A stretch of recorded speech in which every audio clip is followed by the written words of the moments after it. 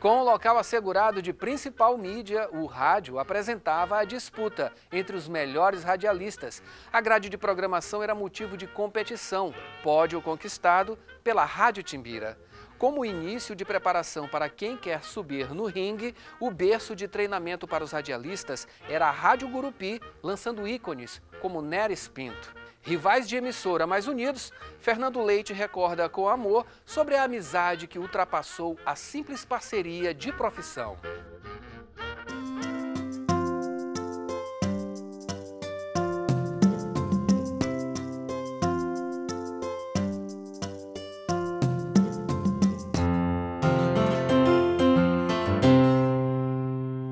Zé Chagas, rapaz, quando o Zé Chagas escreveu um negócio aí, tremia nas bases. Quando ele escreveu A Ponte Furtacô, em pouco tempo o Sarney chamou ele para conversar, né? Porque ele dizia que roubaram tanto dinheiro para construir a ponte de São Francisco que roubaram até a tinta, que até a ponte mudou de cor. Então ele fez uma crônica A Ponte Furtacô. Ele não sabia se furtaram a ponte ou se furtaram a cor da ponte. Eram essas tiradas dele, assim, que só Zé Chagas sabia fazer. É uma equipe fantástica, estou te falando, que tinha difusora e que tinha Timbira, né? E que rivalizava de tal ordem que Ciclano vai obrigar, assim que organizava o diretor artístico. Por exemplo, nós montamos uma estratégia na Rádio Educadora para ganhar o Ibope da difusora. O que foi? Coloca Zé Arnoldo Filho para competir com Zé Branco e Edivaldo ele ia competir com Murilo Campelo e com Herbert Teixeira. Olha que coisa, né? E aí era a estratégia. Nós ganhamos o Ibope com essa estratégia. Anulamos de manhã o Zé Branco, que era uma audiência fantástica, através de Arnoldo Filho, e eu realmente ganhava o Ibope com o Teixeira, que era grande amigo meu, e o Murilo Campelo da época, entendeu? Aí a rádio foi pela primeira vez, primeiro lugar no Ibope. Nós podíamos garantir que Norte e Nordeste não estavam devendo nada.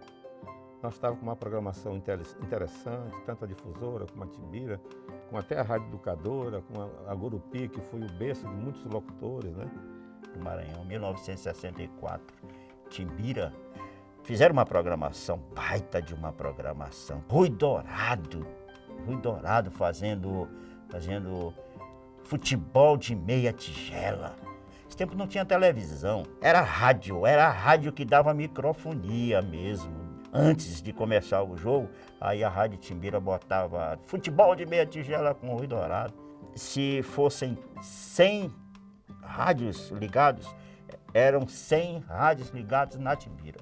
Elberti Teixeira, Timbira faz amigo. Tudo dentro da noite. Raiol Filho, Ozeirão, meu amigo. Bom, a Timbira realmente marcou. O Rui Dourado, ele é um talento mesmo, sabe, marcante para o rádio. Ele fazia realmente um programa policial com a mesma competência que comentava um jogo, com uma produção exclusiva, ele mesmo que fazia as produções dele. Trabalhou no jornalismo também, ele fazia reportagens policiais, ele é uma enciclopédia, que eu acho. E um homem dedicado e que valorizava sempre realmente o rádio. A Canarinho é uma pessoa de um caráter realmente invejável, amigo de todo mundo, entendeu?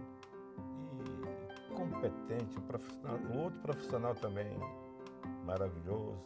Por isso também que ele merece, 83 anos de idade, ainda ama realmente o rádio, né? E também por essas razões todas, também deve ser lembrado.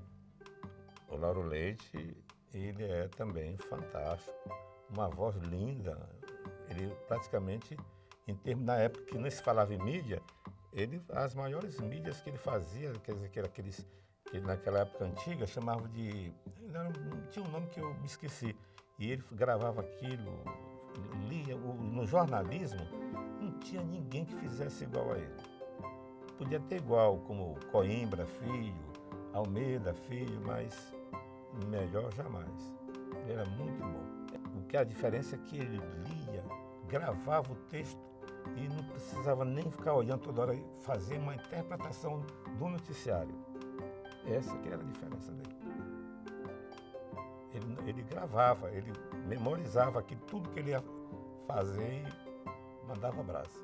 Tipo um intérprete, entendeu?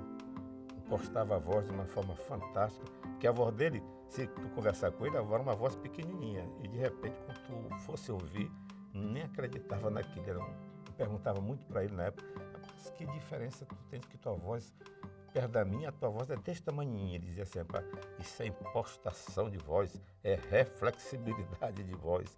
E ele tinha uma voz linda depois de gravado. Todos que trabalharam na Timbira e na Difusora, que eram as duas rádios fortes daqui, eram bons. As outras duas rádios eram uma espécie de treinamento para locutor. Então era um aprendizado. Gurupi e Ribamar era um aprendizado para locutor. Todos quase saíram delas. O comentarista esportivo, do estilo que eu gosto, é o Fernando Souza e o Fernando Júnior. Não é só o crítico, tá? Mas aquele que analisa o jogo na sua forma tática e técnica. Eu gostaria de ver um narrador como o Magno Figueiredo de volta. Foi um dos melhores narradores que eu vi aqui. Repórter, eu gostaria de ter um Denis Cabral de volta. O Heraldo Moreira é outro repórter extraordinário. Também é outro da mesma safra, é o Albino Soeiro. São esses três repórteres que para mim são referência. Aí o plantão poderia ser o Técio Dominici mesmo, Neres Pinto. E eu aprendi muita coisa com Neres Pinto. Ele conhece muito também de rádio. É um cara que fica ali nos bastidores. Ele é um cara de falar pouco, mas ele é um cara que ele passa muito conhecimento. O professor Marcos Vinícius, que era um homem muito ligado ao jornalismo e que primava muito pela gramática, pela língua. Foram muitos profissionais bons que passaram por aqui. O Vera Cruz Santana, que era um excelente editorialista. E tantos outros, né? Tantos outros valorosos companheiros aí, que a gente fica difícil a gente escolher esse aqui foi melhor, esse aqui foi pior. Porque cada um na sua área de atuação eram muito bons. Na área de esporte, nós tínhamos o Herbert Fontinelli, que era um excelente profissional. E aí veio o Juraci Vieira e tantos outros colegas aí que já se foram e que deixaram a sua marca, né? Nós tínhamos um bom rádio. Nossos profissionais aqui, vários profissionais, viajaram para fazer coberturas internacionais. O Rádio do Maranhão não se limitou a retransmitir. Porque nós tínhamos profissionais à altura que viajaram para o exterior para transmitir Copa do Mundo. Porque as rádios, no período antes da minha entrada para o rádio, ela tinha o seu caixa de artistas, né? Tinha um programa de auditório, tinha os seus artistas que se apresentavam ali. E esses artistas se apresentavam também em programas de outras emissoras, né? O rádio era tão forte que tinha até as novelas. Tinha o Parafuso, que até hoje está aí, que era o grande sonoplasta das novelas, né? A Lisa Martins, que morreu recentemente, era uma grande locutora e também fazia o radioteatro. O radioteatro foi muito forte no Maranhão. Eu vi ainda tive a oportunidade, bem jovem, ouvi alguns capítulos de novelas e tal. Tanto as produzidas aqui como outras que vinham, que a gente chamava na época de enlatados, né? Rapaz, a coisa mais gostosa que tem em rádio era o convívio com os colegas e reuniões em mesa de bar. A amizade era muito forte, porque atingia até as famílias da gente. Hoje em dia, eu acho que as pessoas não se conhecem. Naquela época, nós nos conhecíamos muito bem. Para você vencer naquela época, você tinha que ser humilde para poder aprender. Afinal de contas, na rádio Timbira, tínhamos lá, como se dizia antigamente, um cast de profissionais de alta competência. Um Canarinho, um Rui Dourado, um Lauro Leite, Fernando Leite, Raimundo Coutinho, Zé Carlos de Assis, Edivan Fonseca, Fernando Júnior. Quer dizer, não era qualquer coisa.